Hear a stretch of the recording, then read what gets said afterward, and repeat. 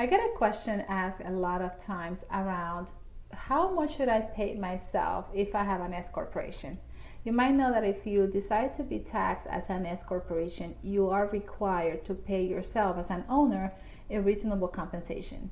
And there are ways to come up with that reasonable compensation. The IRS would say it's something that aligns with what the market would pay for your role if you needed to replace yourself. But what if your company isn't making enough money to pay you the salary that you deserve if you are in the market for that role? If the company is not at the level where it can afford a market rate for your salary and you are the primary service provider for that company, you can come up with an estimate of maybe 60 to 70% of the company's profits as your salary, with the idea that the rest is going to be reinvested in the business.